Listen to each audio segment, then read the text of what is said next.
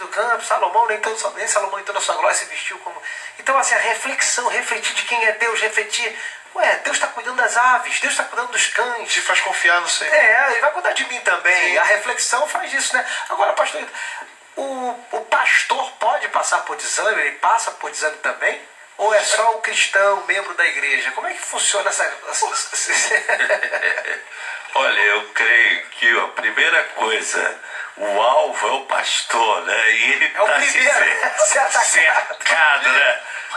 Primeiro ele está cercado dentro da sua casa, né?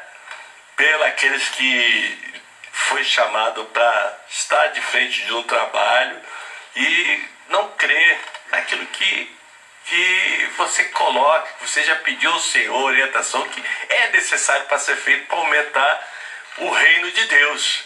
E você coloca um projeto e você percebe muitas vezes que a pessoa faz corpo mole, ou não se envolve integralmente, ou então a pessoa, né, não quer aquilo, e está com diversas opiniões, mas uma coisa é certa, o chamado é seu, devemos colocar isso em mente, o chamado é seu, Deus te chamou, ainda que ninguém acredite, mas você precisa acreditar, né? Eu acho interessante quando Davi falou para Salomão, seja homem, você precisa fazer isso aí, seja homem, tome a sua posição. Você precisa fazer, você colocar a sua mão em prática. Os planos de Deus você precisa colocar em prática. E certamente nós vamos ter esse problema, né? Quando o Senhor falou, Moisés, meu servo é morto. Né? Tenha bom ânimo e faça. Eu creio que o chamado de cada um aqui, é exclusivo de Deus. E nós precisamos confiar no Senhor. Se de repente eu tenho um irmãozinho que tem um chamado e está com uma igrejinha com 3 cadeiras, mas entenda que é o reino de Deus, né? Entenda que é o chamado dele, não importa.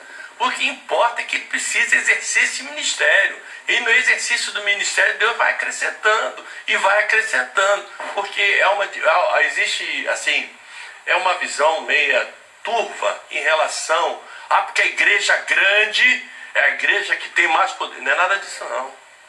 O importante é as ovelhas serem pastoreadas. É importante que ganhe-se alma, ainda que ele nem fique aqui.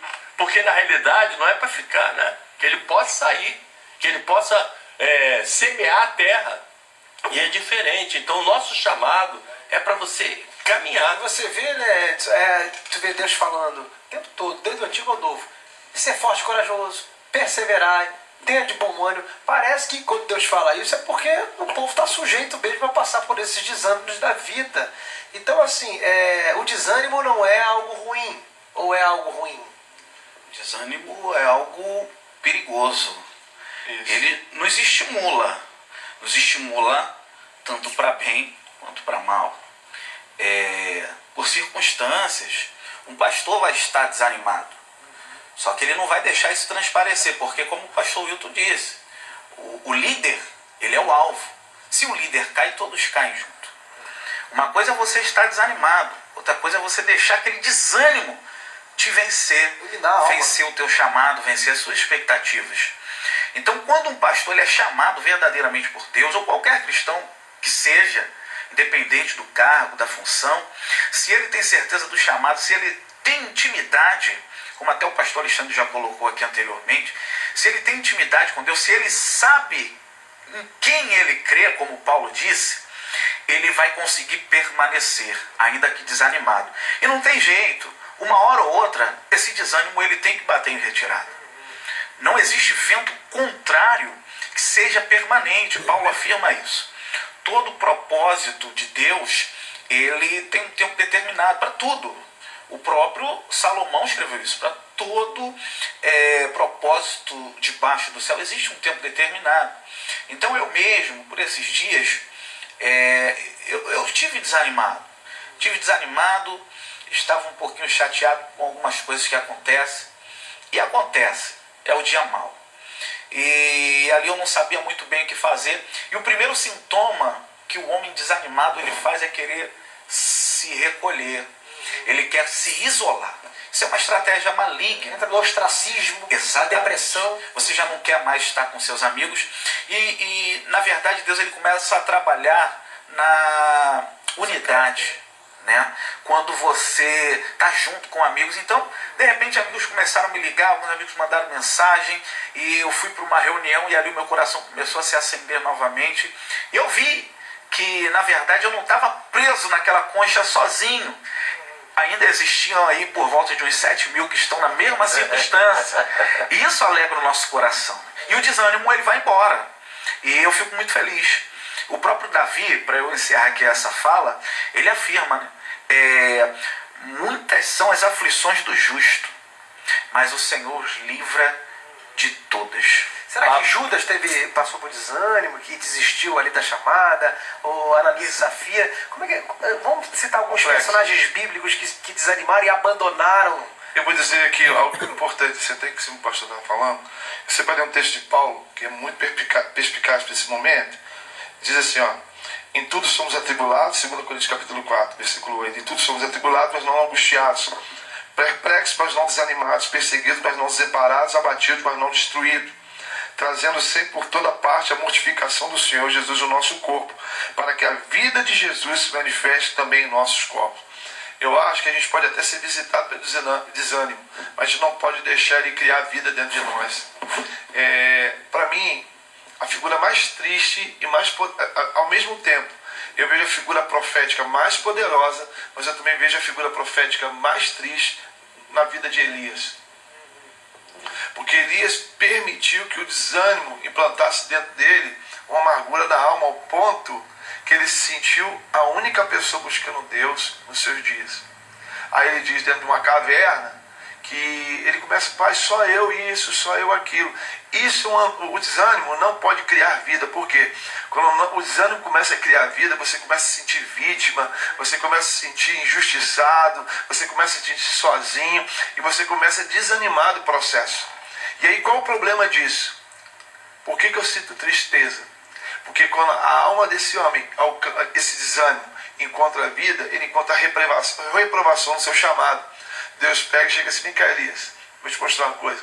Tem 7 mil ainda que não se dobraram. Você não está sozinho nisso. Por isso que a sua postura foi muito importante, viu, pastor? A Bíblia fala que na multidão de conselhos há sabedoria e também restauração. Renovo, tá entendendo? Para quê? Para que esse desânimo não construa a vida dentro de gente. Apenas perplexo. O desânimo me visitou, mas, gente, é por isso que eu gosto de lidar com as coisas com outra perspectiva. Por quê? Porque aí Deus olha para Elias e fala assim: Elias, valeu então. Já que você chegou a esse nível, eu vou levantar outro. Vou levantar Eliseu para isso. Então, naquele momento ali, um homem, ele de uma certa forma reduz o seu tempo ministerial e Deus já levanta outra pessoa. Porque isso é o problema. Esses desânimos podem até tentar nos visitar, mas não pode ganhar vida. Por quê? Porque aí você começa a ter visitações da alma, você já começa a entrar numa visitação de depressão, você começa a ser visitado de uma autojustiça, você já começa a achar que só você é capaz de fazer as coisas, só você é aquilo. Então, assim, de todas as figuras que eu podia te passar, eu não sei contar Ananias e Safira, eu não sei contar Judas, mas eu sei te dizer quanto Elias. Elias, cara, errou muito quando ele permitiu que a sua tristeza se transformasse em autojustiça. Porque é isso que o desânimo quer causar. Então fica, eu só para passar uma dica aqui, né? Porque tenha certeza que os pastores passam por desânimo, aquela frieza no coração. Tem vezes que nós vamos para a igreja, né? Se arrastando, se segurando pelas paredes, mas nós vamos. O interessante o importante é você não ceder.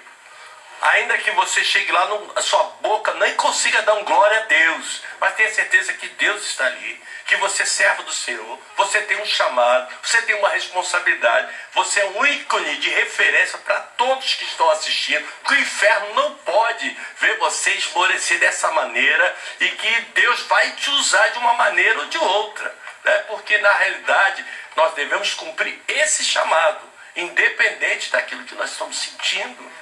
O nosso sentimento não é sentimental. Não é sentimental. Não, eu estou triste, as irmãs não vieram, bota outro. Não, mas o cantor não canta você. E começa a trazer. Ô, irmãozinho, vem pra cá, ajuda, fica na portaria, vamos lá, vamos varrer. É isso que tem que acontecer. Pastor,